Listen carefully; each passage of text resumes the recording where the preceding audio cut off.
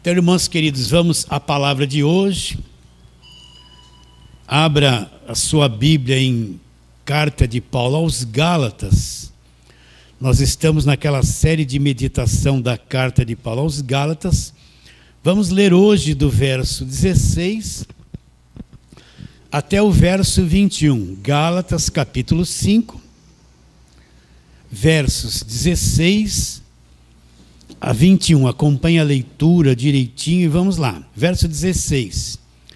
Digo, porém, andai no Espírito e jamais satisfareis a concupiscência da carne. Agora Paulo vai falar uma coisa muito importante, porque a carne, quando ele fala carne, ele está falando da nossa natureza terrena. Porque a carne milita contra o Espírito e o Espírito contra a carne. Porque são opostos entre si, para que não façais o que porventura seja do vosso querer. Mas se sois guiado pelo Espírito, não estais sob a lei. Ora, as obras da carne, as obras da natureza humana são conhecidas e são prostituição, impureza, lascívia, idolatria, feitiçarias, inimizades, porfias, ciúmes, iras, discórdias, dissensões, facções, invejas, bebedices, glutonarias e coisas semelhantes a estas, a respeito das quais eu vos declaro, como já outrora vos preveni, que não herdarão o reino de Deus os que tais coisas praticam. Então, novamente, vamos àquela pergunta que eu tenho repetido aqui há meses, né? Porque Paulo escreveu esta carta aos Gálatas, o que aconteceu com a igreja, você não se sinta cansado de ouvir isso. Paulo fundou igrejas na região da Galácia. E o que Paulo ensinou a essas igrejas? Aí está o detalhe principal. Se você for ler as cartas de Paulo, Paulo nunca levou ninguém a fazer campanhas, votos, fogueiras santas, sacrifícios, rituais da lei, sobe do monte, desce do monte, jejum. Não, Paulo nunca ensinou os Gálatas a praticar estas coisas. O que Paulo ensinou? Paulo ensinou o evangelho da graça de Deus. Quando começa o evangelho? O Velho Testamento é evangelho da graça de Deus? Não. O Velho Testamento apontava para Cristo que viria, que cumpriria a lei, e no seu sangue estabeleceria uma nova aliança. O Velho Testamento é a história do povo judeu e as promessas referentes a Cristo que haviam de se cumprir. Então tem muita coisa bonita no Velho Testamento, mas não é o evangelho da graça de Deus. Quando começa o evangelho da graça de Deus, quando Cristo morre na cruz, derrama o sangue dele, este sangue que ele derramou é o sangue da nova aliança.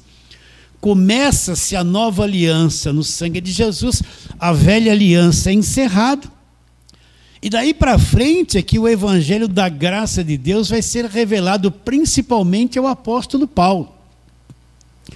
Então, se eu não conhecer as cartas do apóstolo Paulo, ficar só em Mateus, Marcos, Lucas e João, eu não vou ter uma visão clara do que é o evangelho da graça de Deus. Mas quando eu começo a ver os escritos de Paulo, Paulo expõe tudo o que aconteceu na cruz. Paulo revela a grandeza da obra da cruz, o Cristo crucificado, a nova aliança. Então aí eu vou começar a entender o que é o evangelho da graça de Deus. E foi isso que Paulo pregou, não é? Então o ponto principal do evangelho da graça de Deus, nós falamos todos os cultos aqui, Efésios 2:8, porque pela graça sois salvos, mediante a fé. Isto não vem de vocês, e nem de obras, para que ninguém se glorie. Então, uma pessoa ser salva é somente pela fé que ela tem no Senhor Jesus Cristo, é um dom de Deus, é uma dádiva que foi dada a esta pessoa gratuitamente. E diz, não de obras para que ninguém se glorie. Paulo deixa claro que não existe uma coisa que o homem possa fazer, nenhuma regra que ele possa cumprir, nenhuma obra, nenhuma religiosidade que ele faça, que lhe dê condições de ser salvo. Então, para o homem é impossível ser salvo por esforço próprio, por bom comportamento, por alguma obra que ele fez. Então, Paulo deixa claro que a salvação é uma coisa que vem de Deus, depende de Deus, e ela é realizada por Deus, e é de graça. Se Deus não agir no coração da pessoa, não fizer uma obra lá dentro dela, para ela entender, então ela não vai ser salva. Mas se Deus fizer essa obra, é coisa exclusiva dele, então essa pessoa vai ser salva. O que é ser salvo? Quando eu criei em Cristo, Ele me libertou do império das trevas, tudo que era diabo eu fui liberto. Me libertou das prisões que eu tinha por causa do pecado, dos cativeiros, e me transportou para uma outra dimensão, o reino do Filho do amor de Deus. Então, quando eu criei em Cristo, é como se Ele estendesse a mão, me tirasse de todas as prisões e me transportasse, me pusesse no reino dEle. Eu sou dEle agora. Me libertou de tudo. Só que quando eu criei em Cristo, eu não aprendi essas coisas ainda. Então é necessário pregar esse crente novo, fazê-lo sentar e ensiná-lo durante alguns anos o que é ser salvo, o que aconteceu com ele, o que é crer em Jesus Cristo, o que Jesus Cristo fez por ele, para ele ir crescendo no conhecimento do Evangelho, da graça de Deus, e pouco a pouco ir desfrutando da liberdade, das bênçãos que o Evangelho já deu a ele. E isso não se consegue por esforço próprio.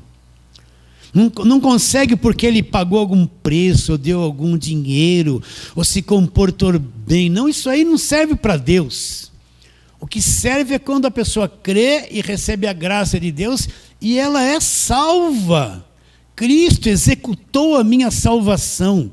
Ele me salvou e Ele sabe que eu sou incapaz de manter a minha salvação. Outra coisa que você tem que entender. Cristo me salvou e não falou assim, agora se vira, hein? Vigia, porque se você der uma mancada já era. Faça isso, faça aquilo e não faça isso. Se você falhou, perdeu a salvação. Não. Ele me salvou e Ele sabe que eu estou preso numa natureza terrena, falha, defeituosa, que produz defeitos o tempo todo. Que é impossível para mim manter a minha salvação por esforço próprio. Aí que nós vamos entendendo a graça de Deus. Então Ele me salvou e agora Ele me mantém salvo, Ele me mantém. Ele acende uma coisa dentro de mim e aquilo vai me dando vida. Mesmo falhando, aquilo vai se tornando vivo. Ele me mantém salvo até o último suspiro que eu der quando ainda estiver nesta carne. Você entendeu? Ele me salva e me mantém salvo. Paulo ensinou isso para os Gálatas. E outra coisa, que tudo da parte de Deus para o homem não existe custo. Deus não é o Deus de barganha, que quer que eu dê um monte de coisa para Ele ser favorável a mim. Deus não é o Deus de barganha. Olha, às vezes eu canso de falar isso, mas quando eu recebo pelo WhatsApp pessoas me falando sobre isso, que foram libertas por essa fala, o que é o Deus da barganha? É o Deus do falso evangelho, é o Deus que me cobra tudo. Ele quer o meu dinheiro, Ele quer que eu dou isso, Ele quer que eu dou aquilo, que eu pegue todos os envelopes da campanha, eu dou o dízimo, eu dou o trízimo, eu dou uma oferta igual, maior que o dízimo. Deus está muito interessado nisso. Ele quer que eu dê o meu melhor para Ele, que eu sacrifique tudo que tenho para Ele, porque é pela fé. Então Deus me avalia assim, quanto você deu? Ah, deu pouco, vai ser pouco abençoado. Deu muito, vai ser mais abençoado, né? Para Deus me abençoar depende do que eu dou para Ele, da oferta, do que eu faço para Ele. E se eu não der nada, Deus não vai gostar muito de mim. Aquele pobrezinho entra na igreja, não tem uma moeda para dar. Ele vai estar debaixo de maldição, porque ele não deu nada para Deus. Vocês entendem isso? Então, é apresentado no falso evangelho um Deus que você sempre tem que dar as coisas para Ele e o melhor. E se você der uma mancada, ele vai voltar as costas para você, não vai se agradar de você, não vai te abençoar. Você é abençoado na mesma medida que você dá as coisas para Deus, é o Deus da barganha. Paulo não ensinou isso para os Gálatas. Paulo ensinou que tudo da parte de Deus nos é dado gratuitamente. Nada tem custo, nada depende do quanto dinheiro eu dou, quanta coisa eu faço, quanta obra eu fiz. Não. Em espírito, eu sigo a Deus não com a minha carne, porque a minha carne não quer seguir a Deus. Minha carne gosta de mentir, de enganar, ela é nervosa, ela é irritada, ela é egoísta, ela é avarenta, ela é mentirosa. Entende? Eu não consigo, que nós vamos falar isso hoje, mas eu sigo a Deus aqui no homem interior, aqui dentro eu sigo e adoro a Deus no espírito. Paulo ensinou isso para os Gálatas e se ausentou. E o que aconteceu? Chegaram na igreja dos Gálatas os pregadores do Velho Testamento, da velha aliança, da lei, das obras, do pagar preço, das campanhas, dos votos, do Deus da barganha, das festas judaicas, dos símbolos judaicos. E se introduziram lá, contaminaram a fé dos Gálatas e disseram isso para os Gálatas. Olha, essa conversa de Paulo, que tudo é pela graça de Deus, que Cristo fez tudo, não. Cristo fez a parte dele, você tem que fazer a sua parte. Ele fez 50%, você tem que fazer 50%. É isso que eles falam. Então, se volta para a lei, guarda os mandamentos, se relaciona com Deus, faz as suas ofertas, isso, aquilo, soma com o que Cristo fez. A sua parte, somada com a parte de Cristo, vai redundar em salvação. E aí Paulo alerta o que no verso 6 do capítulo 1, que nós lemos sempre aqui. Paulo fala, admira-me. Paulo estava admirado. Admira-me que estáis passando tão depressa, Paulo fala, daquele que vos chamou na graça de Cristo para outro evangelho, o qual não é outro, senão alguns que vos perturbam e querem perverter o evangelho de Cristo. O que é o evangelho de Cristo pervertido? É quando eu misturo a velha aliança com a nova aliança. Quando eu não entendo que a velha aliança é judaísmo, é a história do povo judeu, que a lei foi dada para aquele povo judeu, que Deus fez aliança não com os demais povos, fez aliança com os judeus. É quando eu não entendo que o judaísmo acabou na cruz, que a velha aliança acabou na cruz, que a lei acabou na cruz. Então eu quero trazer a velha aliança e misturar com a graça de Deus. E acabo pervertendo o evangelho da graça de Deus. Por quê? Porque na velha aliança tudo era por esforço humano, tudo era por disciplina, tudo era por lei, tudo era por obras. E na graça de Deus não é por obras, por disciplina e por lei, é pela graça mesmo. Então, se eu trago a mentalidade do esforço próprio, glória humana, esforço, disciplina, obras, e quero misturar com o evangelho, são incompatíveis, porque o evangelho da graça de Deus é totalmente o oposto da prática da lei. E quando eu misturo os dois, o evangelho de Cristo se torna pervertido. Por quê? Porque Paulo fala assim, pela graça sois salvos. Mas o da lei não, você tem que praticar essas obras, se não praticar não vai ser salvo. No evangelho da graça de Deus nós já fomos libertos. Na lei eu tenho que me esforçar, pagar preço, jejuar para ser liberto. No evangelho da graça de Deus tudo está pago. Mas na lei eu tenho que pagar preço. Vocês estão entendendo a diferença? E quando eu misturo as duas coisas, se torna um evangelho pervertido.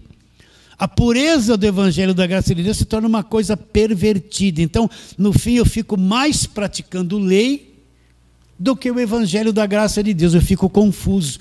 Aí você pergunta para a pessoa, você já é salva? Não, eu estou me esforçando, eu estou lutando, estou pagando preço. Né? Você perde a salvação, se eu falhar, eu perco a salvação. Ela não entende que a salvação não se perde, que Deus é o mantenedor da nossa salvação, não é o meu esforço próprio. Então se torna o evangelho pervertido. Aí Paulo fala, mas ainda que nós, no verso 8, ou mesmo um anjo vindo do céu vos prega evangelho que vai além do que temos pregado, seja o que? Anátema. O que Paulo está dizendo? Olha, se vier um anjo de Deus, um anjo brilhante, um anjo que vem do céu, você veja ele voando, para na tua frente, e ele abrir a boca e falar coisas que não é o evangelho da graça de Deus, que atitude você tem que tomar? Seja amaldiçoado, seja anátema, maldito. Olha como é sério isso.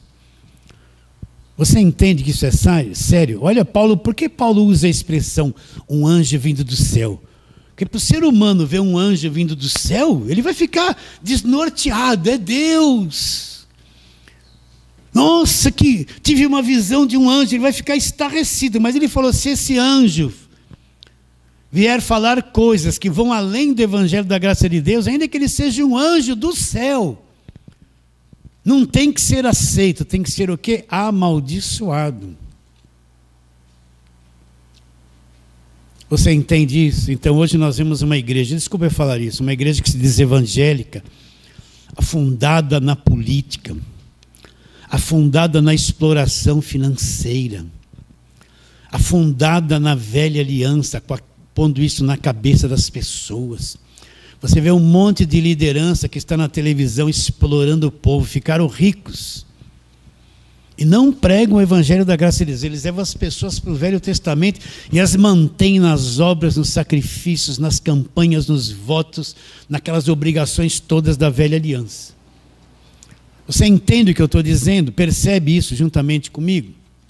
Então Paulo vai escrever essa carta para dizer para os Gálatas que eles se desviaram da verdade, que eles foram por outro caminho. Um caminho que não é o caminho do evangelho da graça de Deus. Nós estamos trabalhando desde o começo do ano nessa carta. E chegamos agora no verso de número 16 do capítulo 5, onde Paulo fala isso, olha. Digo, porém, andai no Espírito e jamais satisfareis a concupiscência da carne. Então nós já explicamos, principalmente na pregação passada, que nós temos uma natureza carnal caída, que quando Paulo fala a carne, ele está dizendo é esse estado físico, esse corpo que nós temos, a natureza e tudo que ela produz. É a natureza caída, essa natureza humana, nesse corpo de carne que nós estamos vivendo. A natureza caída é uma natureza deformada, depravada, atrofiada. O mal habita nela, nós vamos ver isso hoje de novo. E ela é totalmente contrária às coisas de Deus. A nossa carne é contrária ao Evangelho. Eu vivo preso num corpo maligno, cheio de tendências, que não gosta de Deus, não quer Deus e é oposto às coisas de Deus. Eu tenho forças na minha carne que quer me levar sempre para o lado errado, e ela não para, ela não dá folga um dia. Todo dia eu tenho que lutar contra ela, porque ela quer me levar ao engano, ao egoísmo, à mentira, à comelância, fazer tudo que é errado. Você já descobriu isso claramente? Então, verso 16 de novo. Digo, porém, andai no Espírito e jamais satisfareis a concupiscência da carne. Agora, olha o verso 17. Paulo vai mostrar uma luta que nós travamos em nós mesmos. Porque a carne, a natureza humana, ela milita contra o Espírito. E o Espírito contra a carne. Porque são opostos entre si, para que não façais o que porventura seja do vosso querer. Então, o que Paulo está dizendo? A carne contra o Espírito. Quando ele fala que é o Espírito Santo, e o Espírito Santo é contra a carne. São opostos. O que Paulo está dizendo? Ele está dizendo o seguinte. Nós temos duas naturezas. Uma natureza espiritual e a natureza carnal. Nós, quando nascemos de novo, nascemos no Espírito, nós somos Espírito. Mas nós nascemos num corpo que é totalmente contrário às coisas de Deus. Então nós temos duas naturezas. Uma natureza voltada para a terra, que quer fazer tudo errado, é a nossa natureza carnal. E lá no nosso interior, no nosso espírito, nós amamos Deus, nós queremos fazer tudo certinho, queremos agradá-lo, adorá-lo, segui-lo perfeitamente.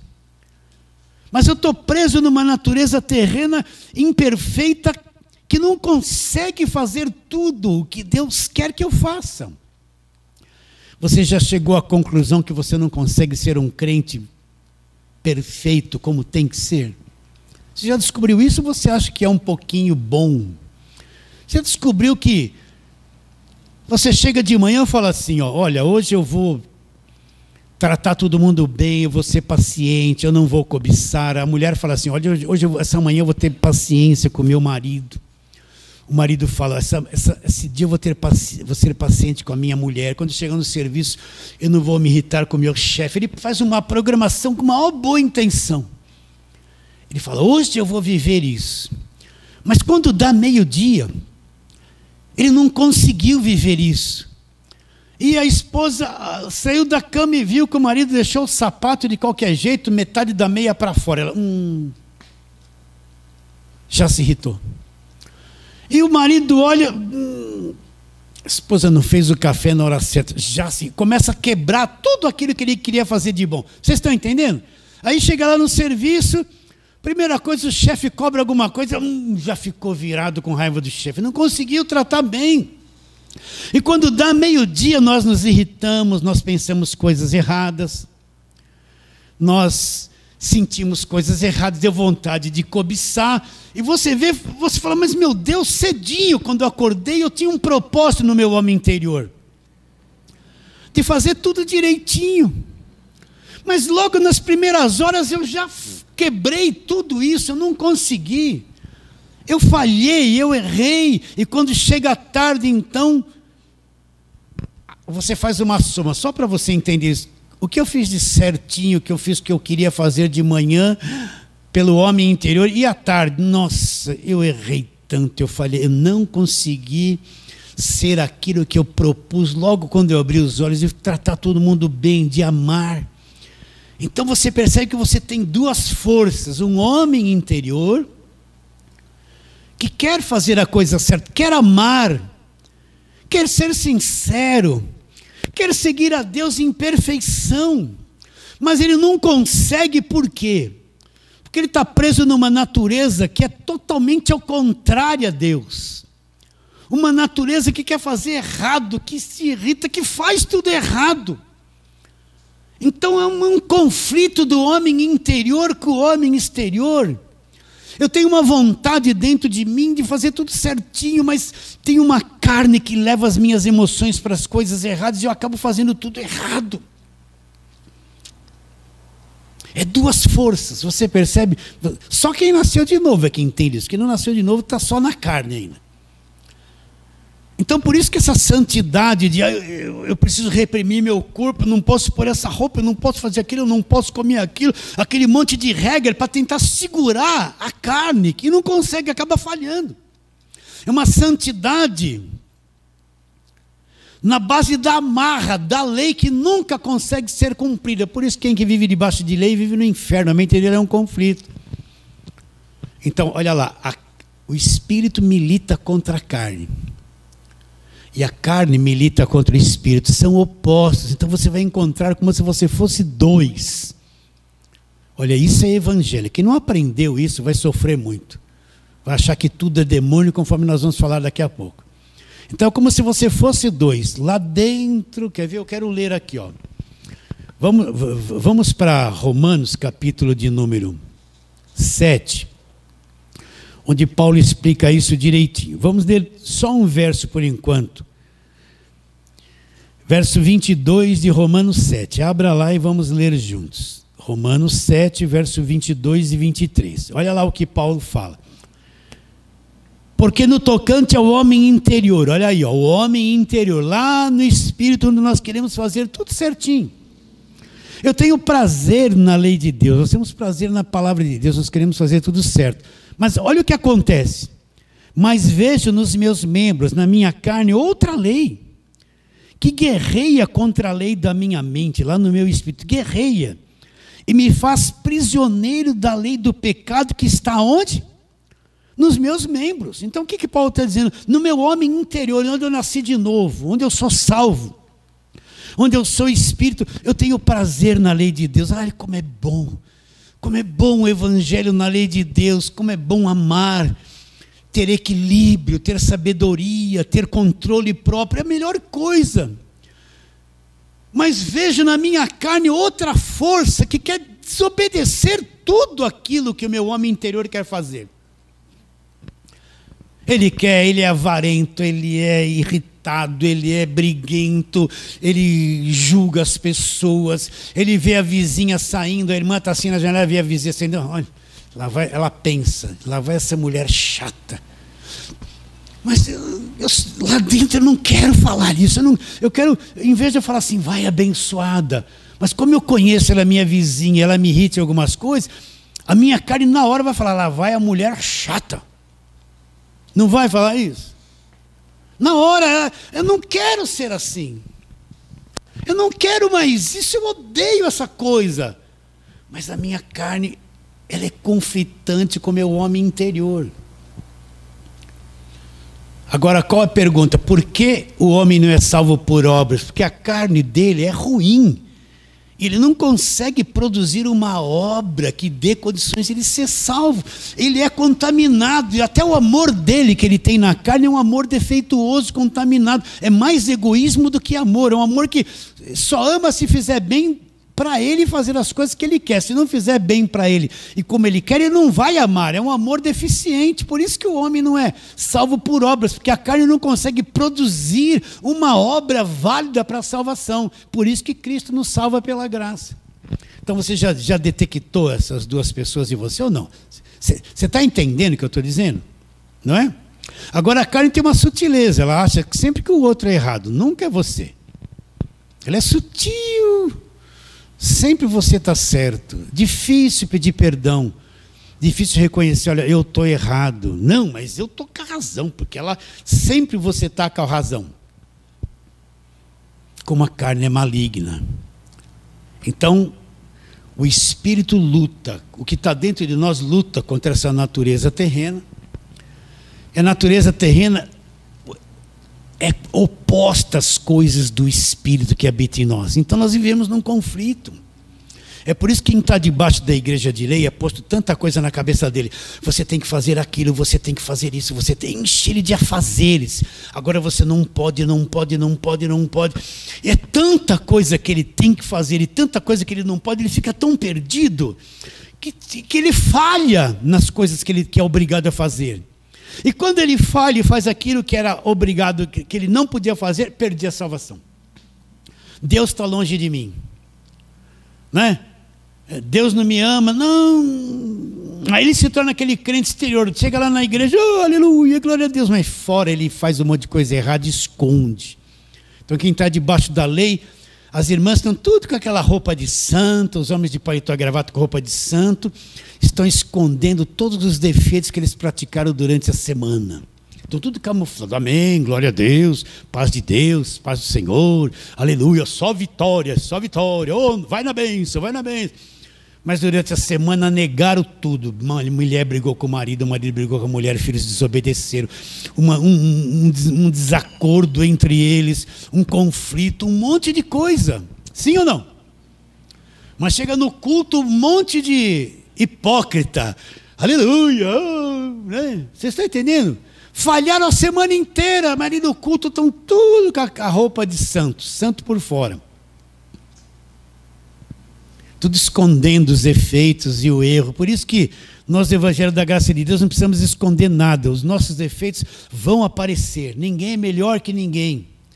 Eu vou perceber os defeitos que você tem, você vai perceber defeitos que eu tenho. Mas ninguém vai esconder, não vou camuflar, não. Não, veja mesmo para você entender que quem fala aqui é só uma voz, não é ninguém perfeito. Que nós somos salvos pela graça, não é por obras. Sabemos bem claramente isso.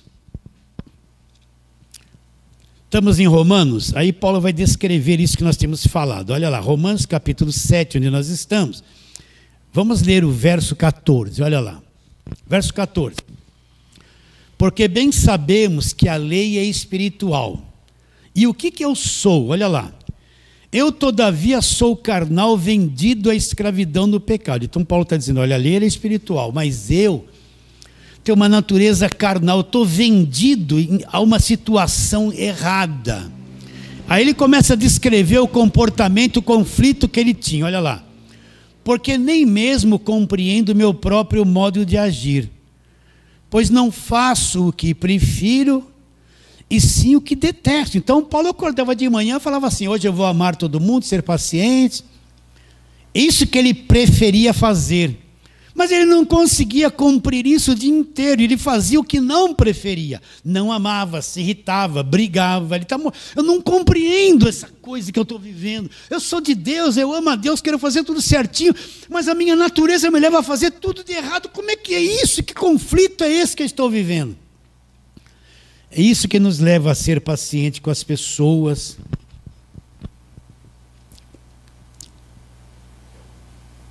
Quantas vezes eu vi um defeito da minha esposa? Eu tenho que falar porque é coisa pessoal, não escondo isso de vocês.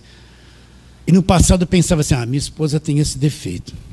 Mas quando eu comecei a compreender essas coisas, eu falei: ela tem, mas eu também tenho muitos. Vou tolerar, ser paciente, proteger, em vez de ficar acusando, condenando, vou dar cobertura, ser paciente. Ela também viu os meus defeitos e se irritava comigo, mas quando começou a compreender que todos somos defeituosos, aí começa a aparecer um homem, uma mulher maduro, não é?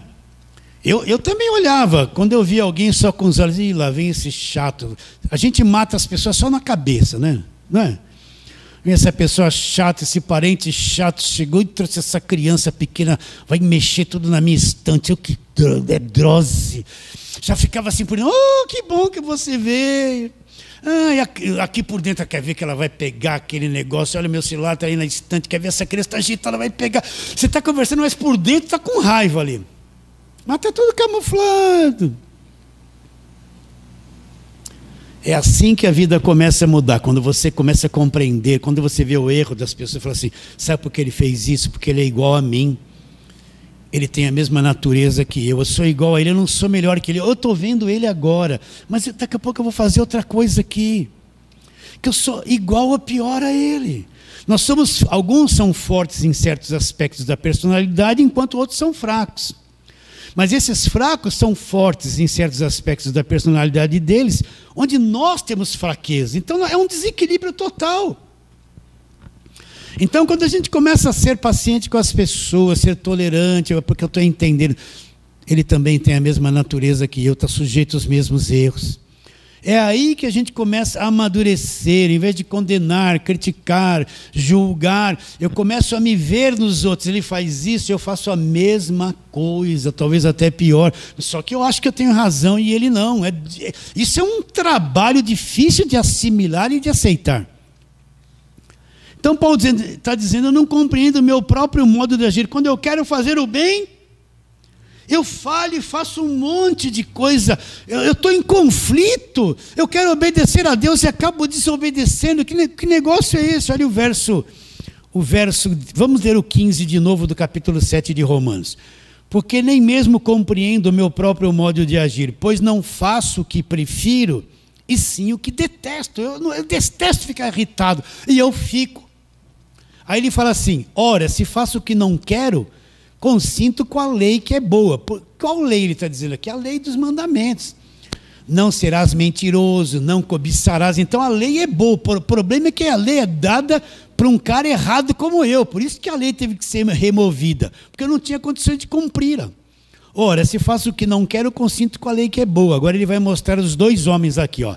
Neste caso, quem faz isso já não sou eu, mas o pecado que habita em mim. Aí ele diz assim: porque eu sei que em mim, isto é, na minha carne, não habita bem nenhum, pois o querer o bem está em mim, mas na minha carne eu não consigo efetuar o bem.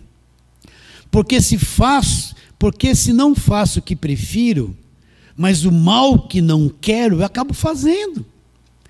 Mas se eu faço o que não quero, já não sou eu quem faz, e sim o pecado que habita em mim. Então o que é o pecado? A gente pensa que fulano cometeu um pecado, ali fez uma coisa de fora. Não, o pecado é o que a minha natureza é, programada para o mal. Ele é pior que o diabo. Entende? Feliz do homem cristão e da mulher cristã que entenderam e conseguem enxergar essa natureza caída. O pecado, quando ele faz uma coisa fora, é porque ele é assim na carne dele. O indivíduo que pegou um revólver, deu um tiro no outro e o matou, é porque a carne dele é violenta, ele tem isso na carne dele, ele só cumpriu o que ele é. Não é que ele perdeu o controle e ele é bonzinho, não, ele é maligno mesmo. Quanto potencial para o mal tem a nossa carne? Muito. Eu que estou pregando para você, quanto potencial maligno eu tenho na minha carne? Muito. Muito. Por isso que ser cristão não é viver de aparência, né? Não, você tem que ser o que você é, não ter medo, não se esconder. Porque é assim que você aprende a respeitar os outros, a ver que você tem defeito, e aí começa um crescimento do homem interior na sua vida. Continua a leitura, olha lá. Verso 21, então ao querer fazer o bem, encontro a lei de que o mal reside em mim. Porque no tocante ao homem interior nascido de novo, verdadeiro filho de Deus, eu tenho prazer na lei de Deus. Agora olha o homem exterior, mas vejo nos meus membros outra lei, que guerreia contra a lei da minha mente, que guerreia contra o meu homem interior, que guerreia contra o meu espírito e me aprisiona na lei do pecado que está nos meus membros. Vamos ler de novo lá. No tocante ao homem interior, eu tenho prazer na lei de Deus. Mas vejo na minha carne outra lei, outra força, que luta contra a lei da minha mente, do meu espírito, que tem prazer na lei de Deus. E me faz prisioneiro da lei do pecado que está onde? Nos meus membros, na minha carne. Aí Paulo dá um grito. Miserável, desventurado homem que sou, que homem maligno eu sou, que ser caído desse que eu sou. Que ser defeituoso que eu sou, que ser monstruoso que eu sou. Então ele vê o monstro que está nele, na carne dele. Você já viu o monstro que está na sua carne? Aí depois ele diz assim, as duas formas, olha. Graças a Deus por Jesus Cristo nosso Senhor, de maneira que eu, de mim mesmo, com a minha mente, com o meu espírito, eu sou escravo da lei de Deus. E a minha carne? Mas segundo a carne eu sou o quê? Escravo da lei do pecado. Entende? Então, é como se você fosse dois. O homem interior voltado para Deus quer fazer a coisa certinha. E o homem exterior voltado para a terra querendo fazer tudo que é errado. Por isso não condene ninguém. Se um crente que caiu, fala que caiu, não condene ele. Ele teve fraquezas, não conseguiu vencer pelo homem interior e caiu, se afastou da igreja. Não condene ele, não fala que aquela irmãzinha se desviou. Eles falam como, né, até com ódio, se desviou, era fraco, não presta mais, perdeu a salvação. Não faça isso. Às vezes a pessoa cheia de fraqueza, a carne dela venceu, ela não conseguiu.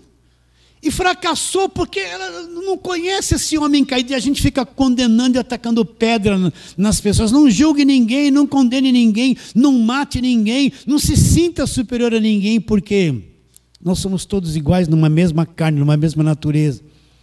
Não julgue uma pessoa que parou de vir na igreja como se ela tivesse perdida. Não, às vezes ela está mais salvo do que aquele que está dentro da igreja e não descobriu essas coisas ainda. Graças a Deus por Jesus Cristo, de maneira que eu, de mim mesmo, com a minha mente, lá no meu espírito, eu sou escravo do Evangelho da graça de Deus. Mas eu vejo na minha carne uma outra lei que me escraviza debaixo do pecado. Agora volta lá para Gálatas. Gálatas, capítulo de número 5. Agora, Paulo deixa claro, porque o homem não pode fazer uma obra para ser salvo, ele deixa claro o que a carne produz. Olha lá, Gálatas capítulo 5, verso 19, é a sequência da leitura que estávamos fazendo. Ora, as obras da carne são conhecidas e são prostituição, impureza, lascívia. Para aí.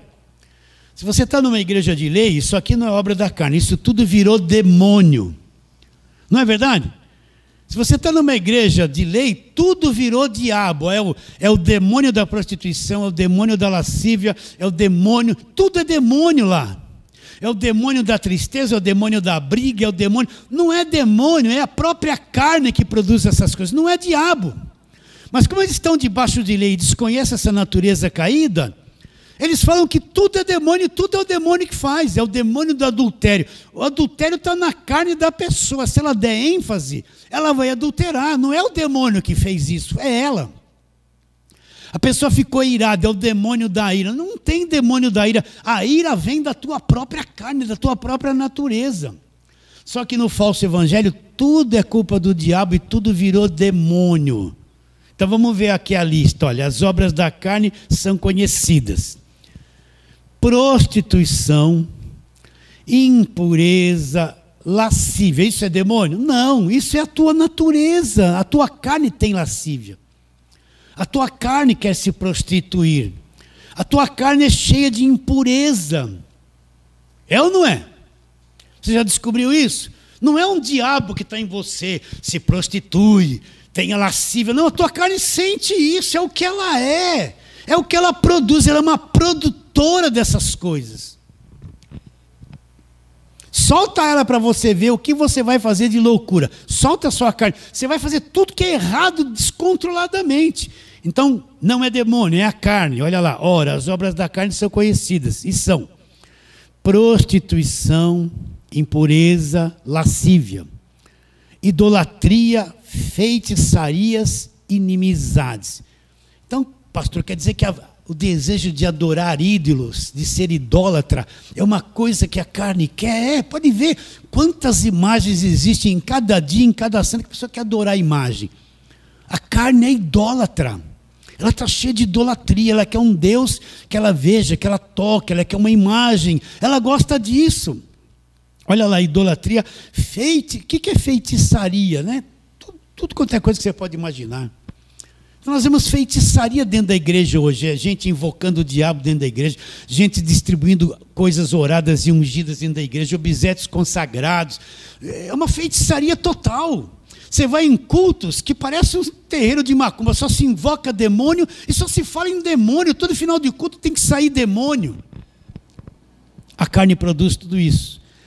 Olha lá, verso 20, idolatria, feitiçarias, as inimizades. O que é uma inimizade? Olha como isso é maligno.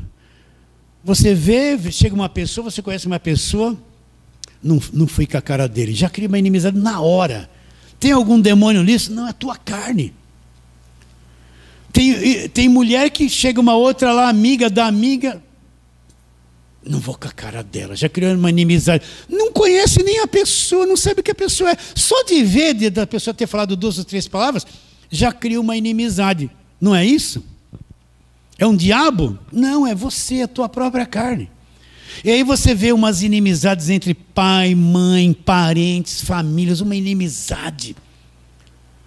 Por questões de nada. Você vê a inimizade em todos os lugares. Isso a carne produz. A propensão para a gente criar inimizade com as pessoas é muito grande. Não é um demônio, é aquilo que a tua carne produz. Inimizade dentro na comunhão da igreja. Aqui mesmo entre nós, quantas pessoas que sentavam aqui, aquele que sentava ali não ia com a cara que sentava aqui, isso já passamos aqui, o outro não ia com a cara daquele, aquele nem entrava na igreja, cumprimentava todo mundo, não cumprimentava o que estava perto, porque não ia com a cara. Olha a inimizade, obra da carne maligna, não é demônio, é a própria carne. Essa carne que conflita com o teu mundo espiritual o tempo todo. Olha lá, vamos ler de novo. Verso 20, idolatria, feitiçarias, inimizades, ela porfia. O que é porfia? Disputar. Disputar as coisas um com o outro, aquela paridade, né? Aquela disputa o tempo todo.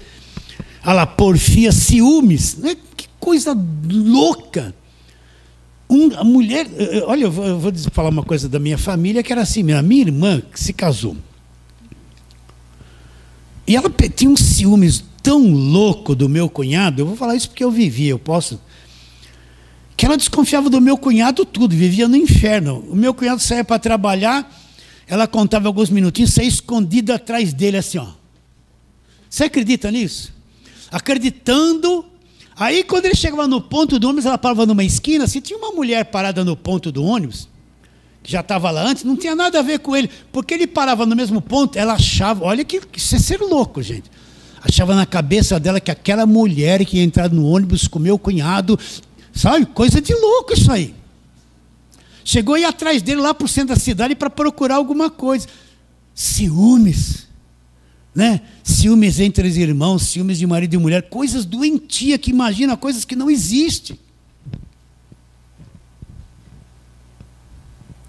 Marido mais velho casado com uma mulher mais nova, bonita, o cara vai virar uma fera, uma ciumeira, vai querer trancar a mulher dentro de casa, a mulher não pode sair, não pode ter amigas. Nossa, vive um inferno, hein?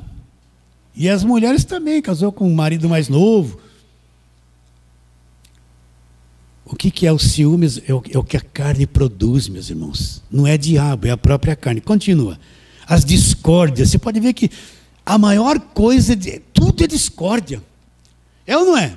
O governo vai fazer um negócio assim, discórdia, todo mundo discorda o tempo todo. Tudo é uma discórdia, gente. Não é? E as dissensões o tempo todo, cheio de dissensão, não concordo com isso, dissensão um com o outro. E as facções, aí criam-se os partidos um contra o outro. E as invejas, né? Não vou me alongar muito nisso. Invejas, hein? Toda criança, desde que nasce, quando começa a entender uma coisinha, já está cheia de inveja. Inveja disso, inveja daquilo, inveja. Não é o demônio da inveja. Inveja é o que a carne produz. Olha, aquele teve, eu não tenho. Aqui por dentro, como que ele conseguiu? Né? Até torce para que ele aconteça algum malzinho com aquele carro novo dele, né? Não é verdade isso? Você está descobrindo esse mundo da carne, que é uma coisa maligna, por isso que ninguém é salvo por obras. Uma carne assim não pode produzir uma perfeita obra para ser salva. Por isso que Cristo teve que vir morrer por cada um de nós. E não é por obras, é pela graça de Deus. Invejas, as bebedices, né? As bebedices, as glutonarias, comer demais. Solta a carne. Meus irmãos, se você soltar a carne para comer, você come. Segura na manhã seguinte que vai sair, hein? Você entende isso, não? A carne também, né? Então, se você comer moderado é uma grande coisa. Se você ceder um pouquinho, é uma coisa um pouquinho menor. O que passar disso, aquele falou uma mentirinha, vai para o inferno, ele está comendo um boi aqui. Será que não vai também? Estou brincando, né?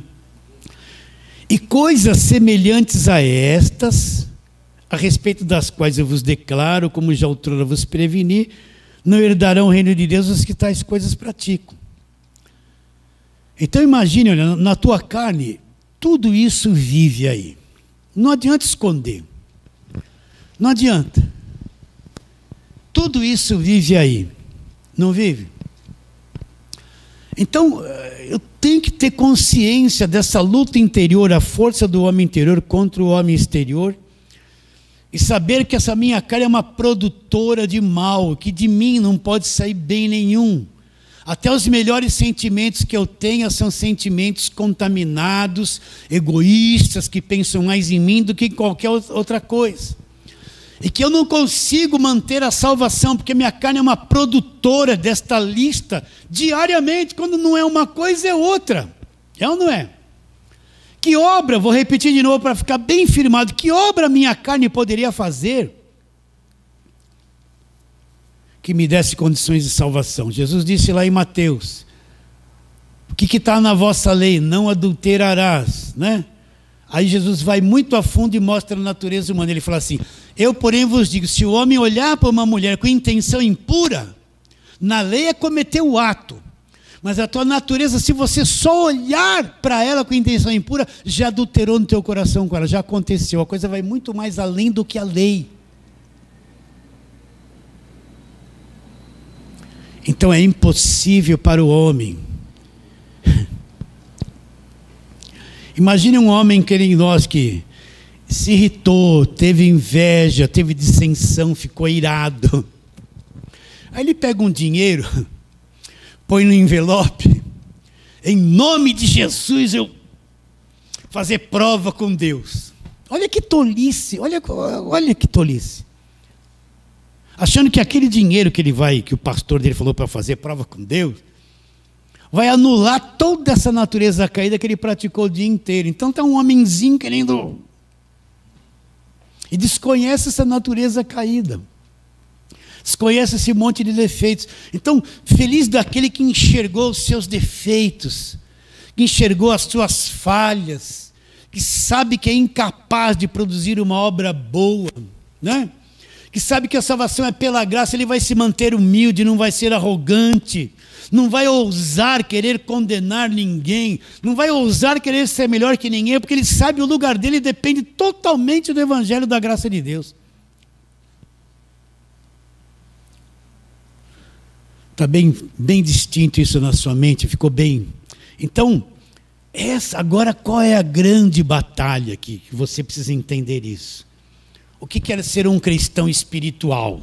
Não é a roupa. Vinha aquelas irmãzinhas, desculpa eu falar isso, com aquele cabelo grande, aquele coque, uma saia até o tornozelo, batia o saltinho no chão, falava aquelas coisas. Aí dizia assim, olha que irmãzinha espiritual. Que espiritual nada. Aí depois ela ia falar mal de todo mundo, não cuidava bem de uma... Espiritual só porque vinha com aquela roupa. Sabe que quem é o espiritual? É o quanto você cresceu por dentro e a tua carne está no controle. Isso é ser espiritual. O quanto a ira não te domina mais, o quanto você não é mais mentiroso, o quanto você não é mais cheio de divisão, o quanto você não condena mais as pessoas, o quanto isso acabou na sua vida. Então você é espiritual, porque pelo homem interior você está aniquilando e controlando a obra da carne. O quanto você fala menos das pessoas, o quanto você... Isso é ser espiritual. Não é roupa, aparência e ter uma língua felina. Não é. Não é essa santidade. O que é ser santo? O quanto a minha carne não me domina. O quanto o meu espírito está no controle das coisas e me faz ter uma vida limpa, correta, honesta, sem enganar, sem explorar. Isso é ser santo. E às vezes a mulher de calça comprida é santa. Não precisa pôr saia para ser santa, porque ela venceu todas essas coisas. Entende isso? Mesmo assim, para a gente ser santo, é trabalhoso. Por isso que existem dois tipos de santificação. Primeiro, santificar é se separar. Então, primeiro Deus me santificou, Ele me separou para Ele, eu sou dele para sempre. Agora, porque eu sou santo, Ele me fez santo, então agora eu vou santificar minha vida, eu vou tentar excluir da minha vida tudo que a carne quer produzir, todo mal. Agora, não pode ficar sem comer. A pessoa fala assim, vou fazer jejum para mortificar a carne. Você fica sem comer, a carne vai ficar fraca. Você começa a comer de novo, ela fica forte e volta tudo.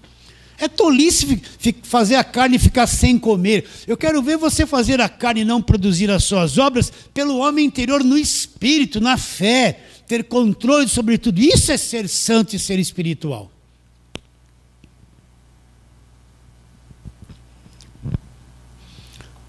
Muita gente nunca ouviu um tipo de pregação como essa. Você acredita nisso? Está só atrás de bênção, de vitória, de campanha. Não ouve nada disso. Agora, como é que ele começa no verso 16? Olha lá. Digo, porém, andai no Espírito, é o único meio de fazer a carne se aquietar, e jamais satisfareis a concupiscência da carne. Então, por isso, meus irmãos, é isso. Veja bem. Conforme eu vou aprendendo o Evangelho, o que muda uma pessoa é o conhecimento do Evangelho. Não é reprimir a carne na marra. Então, conforme eu vou compreendendo o Evangelho, a graça de Deus, a libertação, o meu homem interior ele vai crescendo devagarinho por dentro. O que é andar no Espírito? E conforme ele vai crescendo, ele vai me dando condições de cada dia um pouquinho mais viver pelo homem interior. Porque o homem interior não quer matar ninguém, não quer roubar ninguém, não quer ser ruim com ninguém, não quer explorar ninguém. O homem interior é o homem de Deus, quer tudo certinho, quer a vida limpa. Entende? Então, quanto mais eu vou crescendo por dentro, às vezes a pessoa passa 20 anos na igreja e não cresce nada por dentro, que cresce só a escravidão da carne. Mas conforme eu vou ouvindo o Evangelho, eu vou entrando na paz do Evangelho, acabou a luta contra o diabo, acabou. Aí eu estou em paz, estou salvo, não perco a salvação, estou liberto, eu tenho paz. Ai, o Evangelho está me dando uma leveza, eu estou crescendo. Quanto mais eu for crescendo por dentro, Então mais condições eu tenho de ir administrando a minha carne do lado de fora. Aquele indivíduo que não conseguia parar de adulterar, conforme ele vai crescendo por dentro, vai chegar um dia que ele vai ter controle. Não, vou ser fiel à minha esposa. Isso que é o evangelho. Aquele indivíduo que vivia irado, tudo era uma irritação, conforme ele vai crescendo por dentro, vai aprendendo o evangelho, o homem interior vai crescendo, então ele vai andando no espírito e não vai satisfazer, não vou mais me irar. Naturalmente isso não aparece assim, É anos de treinamento, de crescimento. Por isso que precisamos aprender o evangelho, congregar, estarmos juntos, exercitando essa fé e aprendendo e vivendo lá fora. É um trabalho de anos para sermos aperfeiçoados e sermos amadurecidos e termos um controle de dentro para fora, porque a obra de Deus é de dentro para fora. Andai no Espírito, e aí você não vai satisfazer a concupiscência da carne, as paixões da carne, as ilusões, os sonhos que as pessoas têm. Às vezes é sonhos da carne, né? Eu que sonho em ter um marido perfeito. Aquelas ilusões, tudo que a carne põe e brota, a pessoa fica iludida, só que nunca chega a isso. Nunca acontece, nem nunca vai acontecer. As paixões dos jovens, aquelas paixões do namoro, das coisas, tudo é bonito. Aí você vê as adolescentes agora esticar o cabelo e pôr uns cílios grudados aqui, postiços, andar que nem pavão, aquela paixão e se solta. E os homens também, tudo tatuado, musculoso, tudo as paixões da carne. As coisas que matam, que escravizam, que traz a prostituição, os enganos. É a carne em ação. Esse mundo da carne é um mundo odioso. Os líderes políticos são odiosos, mentirosos, roubadores. Eles estão ali para governar para o bem do povo, governam em favor de si mesmo. É a carne em ação, a carne maligna em ação. O comércio, tudo é uma exploração, tudo é um engano, tudo é o dinheiro, tudo é um enrosco, é difícil. É o mundo da carne. Então, quanto mais eu crescer por dentro, por isso que a obra de Deus é trabalhosa. Você pega as pessoas, fica 1 ano, 10 anos com ela. Quando você pensa que ela está, quando você menos espera, ela sumiu. Ela não é mais a mesma. Você fala, meu Deus, o quanto eu trabalhei, o quanto eu falei, e o fruto não veio. Às vezes dá até um desânimo. Mas eu falo, não desanima não. A obra, não desanima não, a obra é minha. Não olha para a aparência. Vai, só vai. O resultado é comigo. Então, o que Paulo deixou claro para os Gálatas? Gálatas, vocês descobriram o que é a sua carne? Vocês voltaram para a lei para praticar as obras, para ser salvo por obras. Vocês descobriram que vocês estão presos numa natureza que nunca vai dar salvação a vocês. Vocês voltaram para o judaísmo, para a velha aliança, vai se circuncidar, acham que são santos. Vocês não estão vendo que vocês estão presos num corpo maligno, que se não é a graça de Deus, vocês nunca seriam salvos por esforço próprio? Gálatas, vocês entenderam que não é por obras, que Deus não se vende por sacrifício, dinheiro, envelope, dízimos, já descobriram isso. Então ele escreve essa carta com qual finalidade? Para trazer os Gálatas de volta à sobriedade, e eles entrarem no evangelho da graça de Deus e viverem debaixo do evangelho da graça de Deus. E nós vivemos debaixo do evangelho da graça de Deus? Estamos trabalhando, crendo, a cada dia crescendo, para a nossa vida cada vez estar mais fundamentada naquilo que é o evangelho da graça de Deus, entendendo claramente que a nossa natureza não pode produzir coisa boa, que se não é Deus agindo em nós, a nossa natureza não pode produzir nenhuma coisa boa. Recebe a palavra de hoje? Fala assim, amém. Então vamos ficar em pé, vamos fazer a breve oração. Vamos orar. Pai querido, a tua palavra foi exposta e expôs o que é a natureza terrena. Nós sabemos que não temos forças próprias para subjugar a carne, só pelo teu espírito, pelo teu homem interior. Por isso que dependemos totalmente da tua ação na nossa vida para vivermos uma vida limpa e verdadeiramente daquilo que é o Evangelho da Graça. E onde chegar esta palavra, este arroz com feijão, Senhor, que as pessoas sejam despertadas e o Evangelho seja revelado claramente a cada um deles. E eles passem a viver debaixo do Evangelho da Graça de Deus, dependendo totalmente da obra do Teu Espírito e do nosso Espírito. Oramos pela fé, crendo em nome de Jesus. Fale assim, amém.